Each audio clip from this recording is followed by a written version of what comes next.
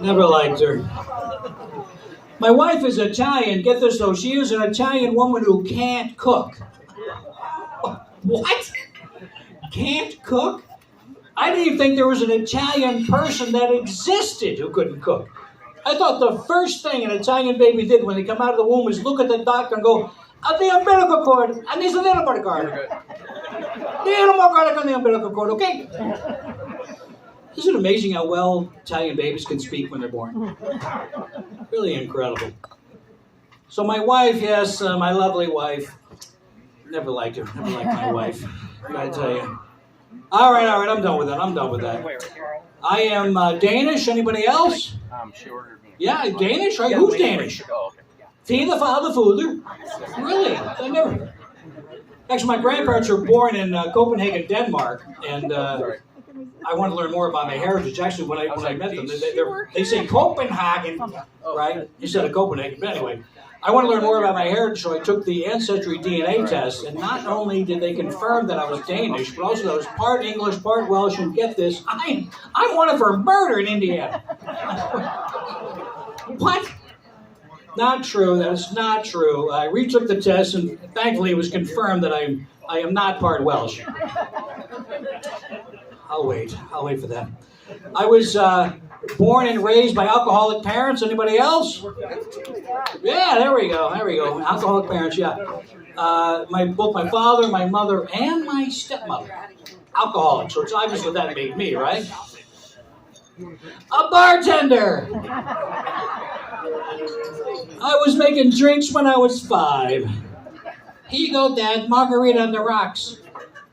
Oh, you want salt? Okay. Sometimes when I was a kid, my mother would actually give me one of her drinks when I go to bed at night. It still affects me today because I go into bars and say, give me a scotch and soda, and you know what? Make sure you put that in a sippy cup. Tough guy. I'm a tough guy. I did bartend for many years, and I got to tell you, it's not the same anymore. I used to make gin and tonics, bourbon and cokes. You hardly make those drinks anymore. Today you got to make the drinks like a chocolate martini. I'm like, yeah, chocolate martini? I mean, grow up. First of all, a chocolate martini is not a martini. It's a chocolate drink. All right? And I understand girls drink it, but you have guys who are drinking it. I had a big construction worker coming to my bar one time. He slammed his hand down. He goes, give me a chocolate martini and make it with Grey Goose. And they looked at him and, you want a coloring book with that, pal? A little coloring book, a little chocolate drink, huh? And then he beat the hell out of me. Eesh. I'm telling you. And these drinks, and the customers, sometimes you have these customers, this is LA. We're Bedford, Oregon, right? We know what we're drinking. In LA, they have people that come up and they go, what should I drink? I don't know. I don't know you. That's like me going into Macy's and asking someone, what should I buy? And you try to help them out, right? You want it strong, you want it weak, you want it sweet. I want it sweet. All right, well, how about like coconut rum and pineapple juice? Don't like pineapple. I would have like a Kahlua, it's a coffee liqueur with some cream. I'm lactose intolerant. Don't like that. And then they'll say, you know what? I know what I want. Just give me a double tequila straight. That's the total opposite of what I never would have thought of that. That's turpentine. What are you talking? It's like me going into a restaurant and saying, I want a meat dish. Give me a meat dish. Well, okay. We have meatloaf. We have pot roast. We have great porterhouse steak. You know what? Just give me a stack of pancakes. Not the same. And these flavored drinks, these flavored vodkas they have today, lemon flavored vodka, orange flavored vodka, just stop. They even have a blueberry flavored vodka. Have you heard of that? There's a drink called a blueberry muffin. Did you know that? Right? It's blueberry vodka with 7-Up. I mean, how can you brag about that? You go into work the next day, you got a hangover, and it's like, Bob, you all right? What's the matter? Last night, I went out, and I had way too many blueberry muffins. I tell you. Actually, looks like I did have too many blueberry muffins. I'm telling you. They came out with another one, though. It's called Botanical. What is that? Botanical vodka. It's like you go up to the bartender and say, you got a flavored vodka that tastes something like, I don't know, plants? Grow up. I mentioned my father was an alcoholic, and I got to tell you this. My father used to drink and drive. Not only did he drink and drive, he drove while he was drinking. Right? I'm not talking cans of beer. No, my father, he was too classy for that. My father would actually make a tumbler full gin, tonic, and a wedge of lime. Yeah. Big gin and tonic. And we didn't have coffee holders back then. And you would put it in the middle of the seats, right, so it wouldn't fall down. Of course, I'm 8, 9 years old. Don't wear seatbelts. Who needs seatbelts when your father's drinking? Who needs seatbelts? And of course, he would slam on the brakes. You know, and of course, what he would reach for? Oh my God, I almost lost my drink. Jesus. Oh my God. Of course, I go flying into the dashboard, you know, boom! Oh! Get a nice knot on my head. But you know what? He was smart. He would take an ice cube from the drink and put that on your head. The swelling will go down. Don't worry about it. Yeah. See, someone said, who said true? See, this is the thing, right? I didn't figure this out till much later. Listen to this. Stay with me. The gin, right, is an antiseptic, right? Tonic water used to be used for medicinal purposes for years. And the lime, they used to be given to sailors to prevent scurvy, right? My father was drinking a first aid kit. He knew what he was doing. I never liked my wife. I'm telling you that. I lived in, well, let me tell you something. About marriage, you know, I met, you guys know Gilbert Gottfried? I actually met Gilbert Gottfried a couple years ago, and I couldn't help but think this, because he was telling me how great his marriage was. And you know how he talks, right? Affleck! And it was terrible, because when he's telling me about his marriage, I couldn't help but think to myself, how does someone who talks like that get married? I mean, I wouldn't even know how anyone would get a date if you talk like that, right? I like you. You're hot. Let's go to the dollar store and we'll split the cost. Affleck. Yeah. You guys remember, let me take these out. You guys remember these? Here we go. Remember these? Oh, God. How's this? Right? Here's the thing. When I heard the Omicron virus, could you get it through the eyes? I used to wear it like this. Then go driving. Asshole! Ah! What about this? Remember when people used to let it hang like that? Wasn't that stupid? I always thought how silly that looked. So you know what I did? I always had an extra mask. And I go like this. Huh? Isn't that much better? Huh? That looks a lot better, right? Very fashionable. Shalom. Shalom, everybody. Shalom. And I'm not even Jewish. I'm from upstate New York. I'm telling you, I'm not Jewish, but I'm from the Catskill Mountains in upstate New York. But I tell you, it was very rural. It was one of the most rural areas in the state. My school district was the largest area in area, the largest area. You know, I had friends of mine that would go to school at 6:30 in the morning. Get the bus at 6:30, right? And I think we had a problem where I grew up. I think you have the problem here. Bears. Do you guys have problem with bears, right? Well, so did we. And I remember a neighbor of mine. His house got robbed, and they took his TV, jewelry, and bear spray. And he was all upset about it. They took the bear spray. Why they have to take that? Yeah, bears. I lived in New York City, though, for many years. I got to tell you, I fell in love with New York. Had a great time there. I actually played softball with Ray Romano. Remember Ray Romano? Everyone loves Raymond. Played softball. He yelled at me during a game one time. Yelled at me, embarrassed me in front of everyone. He thought I wasn't hustling. He said to me, "What are you doing, Bob? Come on! You gotta hustle. You're jogging around the bases. Come on! You caused us a run over here." Everyone likes Raymond but me. He didn't realize I was just fat and slow. One thing I don't understand in New York City, and I'll never figure this out, outdoor cafes. Why do people eat at outdoor cafes in New York City? You're 20 feet from the taxis and the trucks and the fumes. There's people walking by you constantly. It's like going up to the host stand and saying, "Can we get a table and can we sit as close to the noise and the filth and the traffic as possible?" I never got it. What are you guys, a bunch of cafe fans here? Jeez. I actually ate there one time and I had a salad. You probably don't believe me, but I had a salad. I called the waiter over and I said, "There's way too much ground pepper in my salad." He goes, "That's not ground pepper, that's soot." Another thing about these outdoor cafes, you have homeless people that will come up to you. And they don't ask you for money. You gotta finish those fries. Gotta finish those. I got advice from one homeless guy, though. He said, "Stay away from the salmon, it's too salty." Thank you. Thank you there, Mr. Homeless Guy. Very nice. I forgot to tell you that this, one thing about my wife who doesn't cook, it's a hard time to take her out to dinner also. She's one of these people, we know people like that, like this, never likes the table she gets. You know people like that, right? I mean, no matter where we go. "Oh, I'm too cold. Let's move over here. Oh, now the music, it's too loud. Let's move over here. Oh, now we're sitting too close to the door." And that's just when we go to Taco Bell. I take her to the best places. I'll take her to a nice restaurant, though. I really will. Take her to a nice place. And the maitre d' will sit us down. He goes, "Is he satisfactorily?" And I go, "It will be for now. Don't go too far. We're going to be leaving soon."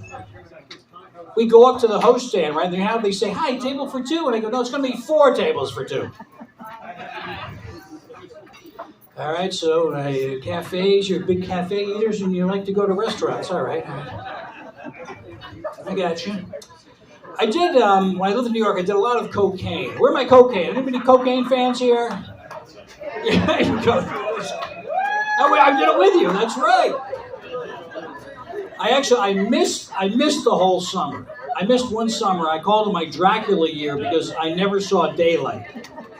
You know, I mean, I'd get home at 5 in the morning, close the curtains, and I'd be up until 12, storing coke, drinking, and smoking pot until I just passed out. And here's this, I would be late to work. And I wouldn't have to be to work until 7 p.m. Late to work because I overslept. And my boss hated it when people were late. He'd yell at you or suspend you or fire you. He never did anything to me. Every time, "Bob, how you doing?" I'd be late. And then I figured out finally, "Oh, wait, he's the one I get the cocaine from." Yeah, that's it. That's the guy. Well, anyone watch the Oscars? Watch the Oscars, yeah. Will Smith. What an asshole. Anyway, Will Smith, so right, he slapped Chris Rock for telling a joke.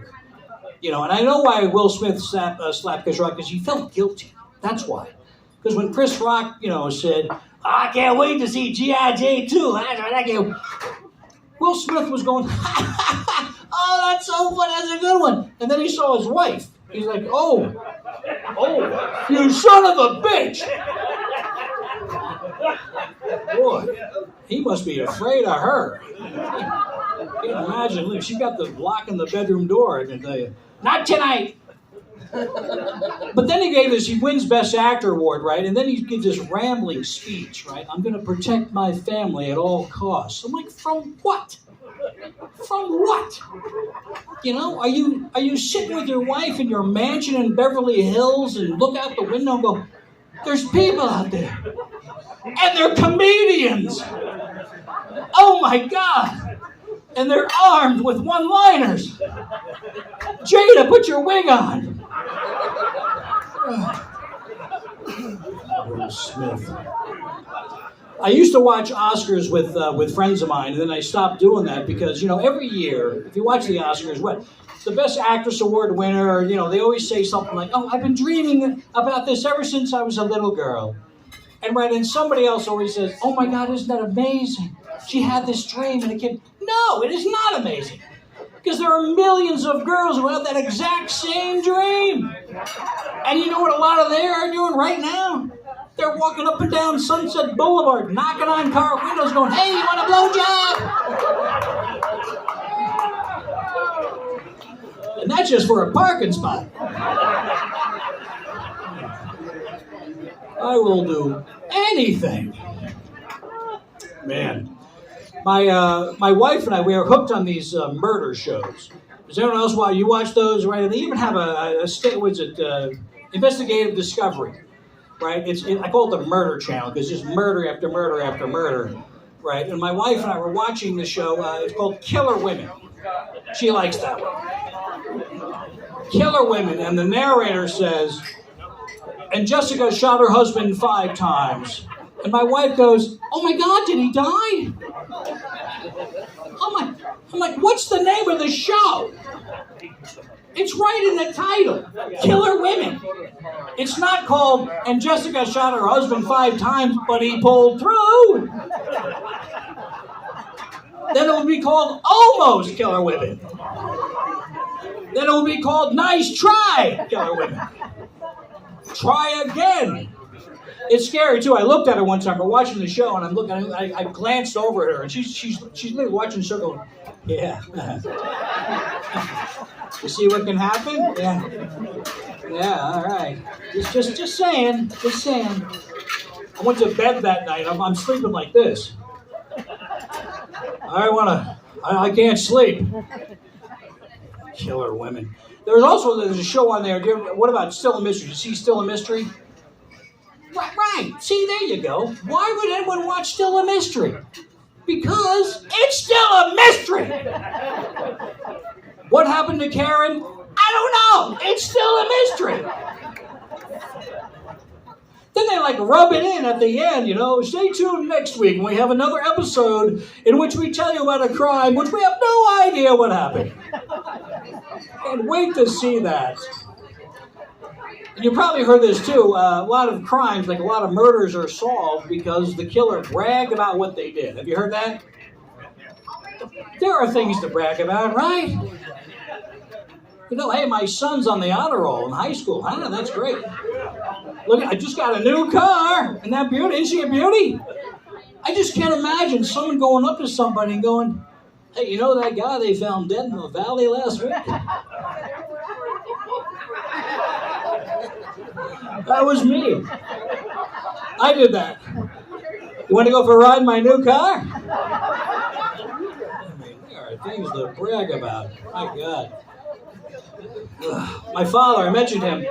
My father used to call me these names all the time, right? Stupid shit, pissant, numbnuts, right? Some familiar, right? The worst thing my father ever called me was he actually looked me right in my eye and he said, we're on vacation. And he looked at me and he said, "You know what you remind me of, Bob? You remind me of a bag of assholes." I'm 11. And you think I'd be crying and all upset, right? But actually I looked at him and went, that is a good one. Bag of assholes. You can't have a bag of assholes. I mean, they're holes, right? That's a keeper. I can't wait to call my friends that. We actually have these, we're working outside in the yard, and these 2 Bible ladies came driving up. This works, actually. This works. They got out of the car, and my father said to them, "Hey, ladies, what can I do for you?" And they said, "Didn't the Lord give us a beautiful day?" And my father said, "Jesus fucking Christ, he sure fucking did! Isn't this a beautiful goddamn day? Bob, why don't you tell the ladies what a beautiful goddamn day it is?" They never came back. They did not come back. Father, we would just curse for no reason. Sometimes, he would call me by my real name, and I wouldn't get it. I'd be sitting there just going, "Hey, Bob. Bob. Numbnuts, yeah, Dad." He would curse all the time, too. My father would curse. One word, though, just one word. Very simple word. Cock-sucking motherfucking son of a bitch and whore. And that's when we knew he was really angry when he couldn't get that out straight, because then he'd be saying, "Cock your mother, fucker, sucker, I'm going to kill somebody." And working with who? Has anyone here worked with their parents? Right? I mean, what a nightmare. I'm working with my father, and doing construction, and he looks at me and goes, "All right, then, numbnuts. I want you to go over there, give me that cocksucker next to that motherfucker, and bring that son of a bitch over here." Cocksucker motherfucker. Here you go, Dad. No, I said the cocksucker next to the motherfucker. Cocksucking motherfucking son of a bitch.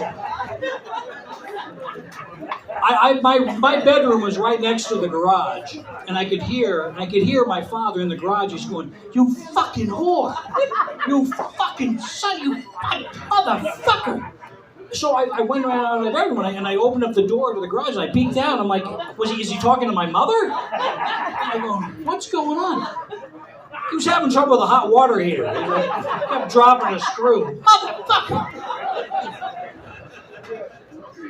Never liked my father. I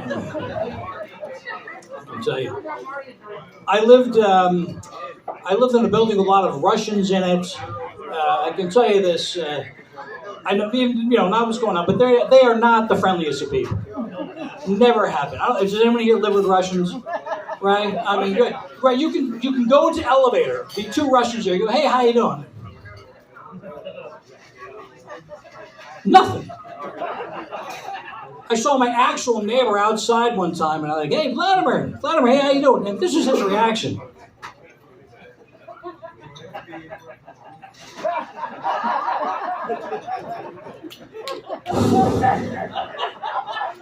Nothing.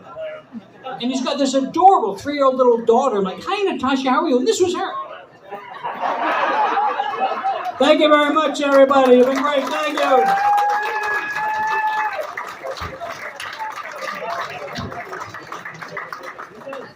Bob Missing, ladies and gentlemen, one more round of applause.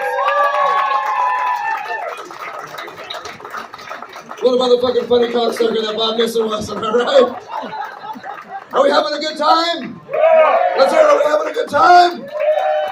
We'll keep it going. This lady here next to your headliner of the evening. Fast? She's been on Comedy Central. She just wrapped up a movie in New York City. She's up here from LA. Ladies and gentlemen, please put your hands together for the funniest lady of the night, Miss Judy and Chimcello, Limoncello. Levi, let's keep it going for Levi Anderson. Thank you. Keep it going for Bob Nissen. Levi Anderson saying the funniest lady of the evening, the only fucking lady of the woman. The funniest lady. Yeah, right. You guys rock. Give yourselves a big round of applause. I mean, really. Crazy, isn't it? The world is going crazy. And I think we should just take off all our clothes and just fucking get it over with tonight. My nipples are hard. I'm excited. She said hit him at 25, so I just... Bob was talking about Russians. I'm ready to go. I'm ready. Bullets are coming out of my tits right now as we speak. I'll kill any motherfucker that steps with me. Now where do we go? I'm going to tell you something. I hear people complain, comedians especially, about their age. I'm getting older. Shut up. This is like this job is ageless. Do you know how Joan Rivers worked until the day she died? Do you know how old she was when she died? 150. 100. Don Rickles was 200 years old. Ageless. I'm pushing 90. Trust me. I cut my hair. I want to look like a little boy. Well, I tried it. I tried to have a lot of bushy hair, and I just wanted to know. My husband likes it. He touches my head, and now it's different. It's like kind of reversed. They were talking about shaving balls. I cut my hair, and my husband shaved his balls for me. No, but it's got kind of hair that grows back like every 5 minutes. It is like sucking on a chia pet. Like, really, you got to do this like 5 times a day, honey, because this ain't gonna work. I'm a very accommodating woman, but really, this has got to stop now. So I'm proud of myself. I stopped smoking cigarettes 10 years ago, and I thought I was going to drink. I thought I was going to smoke and drink during COVID, but I didn't go back to smoking. I was so proud of myself. It's so hard to stop smoking cigarettes. That's why I've been smoking pot. No pot. No. I grew up. Bob was talking about alcoholics. I'm Italian, part Italian. Any Italians here? One. Are you full Italian? I should have known. Let me see who's that guy. Oh, yeah, my Goomba. My Goomba's over here. Yeah, as soon as he walks in, I said to him, I said, I'll be with you in just a minute. I don't need any help. I know where my table is. I'm like, I got the fuck over there. Because that's the way they like to talk. That's how they like us to talk to them. Trust me. No, it's great. It's great to be Italiano. And I have no mustache. No mustache, so that's fantastic. So it's so good to be in Medford, Oregon. It really is. No, it's beautiful up here. It's picturesque. People are friendly. Sometimes. No, everybody. I have to tell you, I meet some crazy fucking people out there. It's crazy. But anybody married? He's married here. I just want to get a gauge of the room. How many married people? Happily. Excellent. 2. Okay, 4 people. That's that. We're getting there. There's a threesome over here. That's why they're real fucking happy. We ain't playing around here. If it's not him, it's gonna be him. Or maybe the guy that's looking for the Ted knows his table. He knows where his fucking table is. I'm gonna have him too. It's a good thing. It's hard living with someone, isn't it? Day in and day out. Even for someone that's compatible, right? There's mornings you ever wake up with someone, your partner, your significant other, your spouse, and you wake up and you're pissed. Like in a rage, and you don't know why. I understand why I'm in a rage when I wake up with my husband, because I hate the fucking guy. No, I really hate this guy. I hate his face. I hate talking to him. I want to, this is your face. This is your face. All right, now you can kiss me. He's a good kisser. It's the only reason I stay with him. He's a good kisser. No, but it's hard. So I woke up, right? Now I'm not understanding why I'm angry, because the night before we have our moments. We wouldn't be together if we didn't have moments, right? And the night before, he lit candles. We had a romantic dinner, and I think we made love. At this point in our marriage, when he does touch me, I black out. Like, what happened? I never figured it out. But no, he's great. I don't know how much longer I'm going to be married. But could be a lifetime. Could be a lifetime. You never can tell, right? Who's married the longest here? 20 years? How many years? Wow! Congratulations. When did you get married? When you were like 10? Look at the other one that joins in. Look at it. Yeah. I see you grabbing her tits. It's okay. I know my husband has the man tits. I know I suck them all the time. I thought that I'd be a lesbian because I'm like fantasy. Listen to this. When we make love, I think of a woman's tits. I don't know what it means. I don't know. Like, what is that? That I hate women, but I don't like. But I think of tits. What is that? And his therapist here, and I can talk to after the show. So I suck his tits. It really turns me on. But if it was a woman, it wouldn't turn me on. I was with a woman when I was 11, and that's not working. You have to try it out. Not men can't try it out. Like, once you fuck a guy, you're gay. We can scissor fuck and Nah, I'm not gay. I just did it once. And he's like, what is she talking about? I have no idea either. I don't even know what I'm talking about. What's for him? Beer. Beer? Beer. Who has the beer? Marty.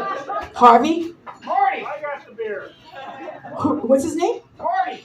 No, I'm fucking horny, okay? Yeah, what do you call a woman that runs after a pickup truck? Horny. I had a guy, because my husband and I were dated a long time, but every time we broke up, we had a go-to guy. And one night we had a fight in the parking lot. He got in his pickup truck and left me there. Left me in the parking lot, but he got stuck at a red light. In an alleyway, there's 2 cars in front of him, 2 cars behind him. And it took a long time. That light was red for a long time. And I should have been dressed like Garfield, because I suction cut myself to the back of his pickup truck. I'm like, no, you can't leave. Come on, we're getting along great. We were going to have a nice romantic night. And I gave you 5 blowjobs this fucking week, buddy. You owe me 5. And then I busted the back of his window.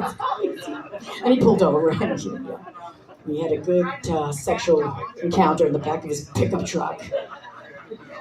I'm such a slut. You guys love it that we're sluts.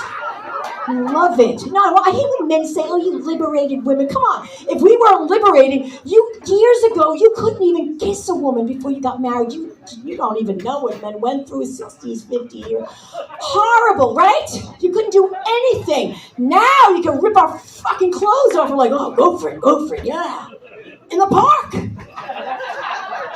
Let's do it. Yeah, no, we did a great thing for you. All liberation. Listen, no matter what's going on, this country is a great country. Come on, no matter who's running it, we want to keep it that way, keep it strong. I mean, look what's going on in the Middle East. Come on, women, who would want to fight for anything? You get stoned to death, you get put in jail. These women fought for their freedom to drive. When I heard this, I was literally driving. And I was like, go girls! Get the behind the wheel and can you drive over those fucking men, drive over them. But then when I got home and I actually saw it on my 65-inch plastic TV, I went, what? I couldn't believe these women were driving with their burkas. I went, this is amazing. These girls can't drive. First of all, when you drive, there's a blind spot.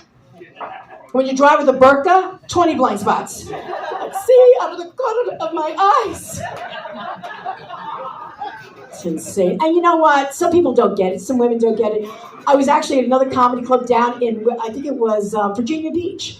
And this woman, I said to her, "Are you a feminist?" She goes, "I don't believe in killing babies." I'm like, what are you talking? We're not talking about,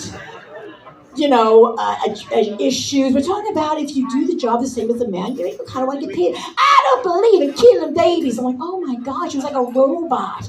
But the woman next to her was like, I know what you're talking about because I am a manager at a construction